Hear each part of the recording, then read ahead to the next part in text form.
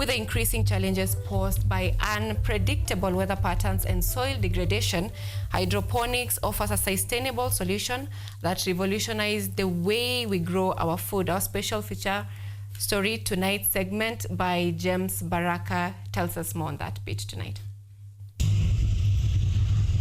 As the world continues to grapple with the recurring effects of climate change disasters, innovative approaches to growing food is essential in the agricultural sector in order to cater for the ever-growing population alongside mitigating the negative effects of climate change, especially those resulted to by poor agricultural practices.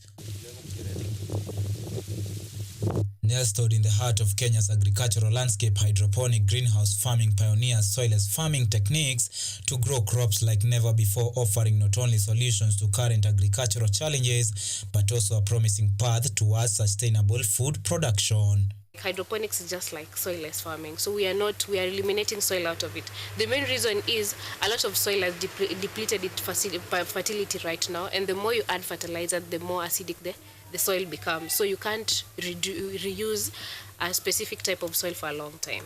So here we're using pumice. There are different types of the technology too, but here, because we want to plant crops that have a major root system, so we'll just use the pumice. So our pumice is an inert media, so that's the first thing. We have to select medias that, when we are introducing our fertilizers, won't react in a bad way with whatever we are going to plant.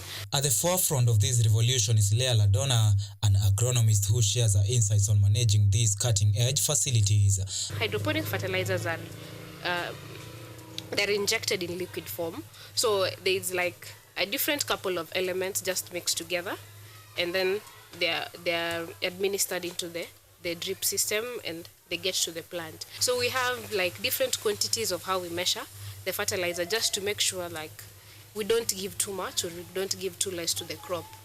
According to her, hydroponic greenhouses are not just a trend, but a solution for the future of agriculture, which requires meticulous management. In a greenhouse, it's hot. The plants are growing fast and they need water fast. If the greenhouse is not managed well, the plant will, let me say, tire soon, so you won't be getting a lot of produce. Leah points out his comparison with the traditional farming in and out of the greenhouse, highlighting the significant advantages that hydroponics offer. It's not labor intensive. Like you see, the outside greenhouses, it's not so easy to do like the automating and all that, because the system is like really traditionalized. But this one, I actually can comfortably automate my system, just make sure that whatever is done, or maybe on one of the days of the whole week. And another very key important is it's not so easy to get diseases, especially soil-borne diseases in hydroponics farming, because the first thing is, we chose an inert media. Our media doesn't have anything. It doesn't come with diseases. It doesn't come with minerals that can sabotage our plant. It's like very pure. So it's really flexible working with a hydroponic system. And what happens when it comes to production cycles? The temperature is regulated because now most of the plants work at an optimum temperature of around 35 degrees. That's like the highest. But you see, the greenhouse, it can get even up to 54 degrees like.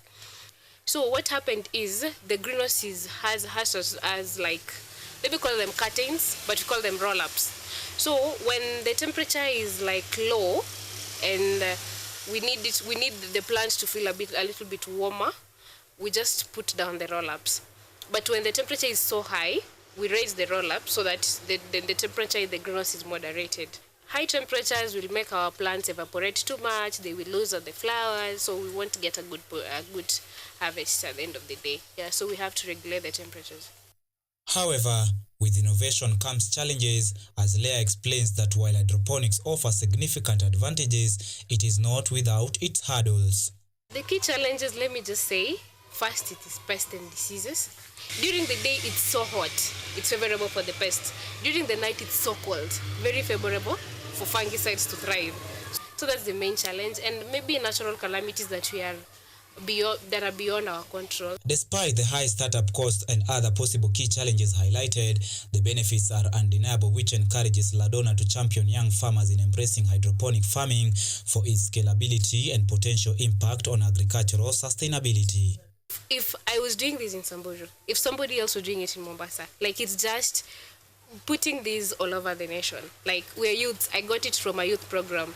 If I would bring all the youths into this, it would be my happiest moment. So it's just scaling up and just doing it all over the nation. With climate change continuously posing a great threat in the agricultural sector in the country, the hydroponic system of farming proves to be one of the solutions to this great problem. James Baraka, KUTV.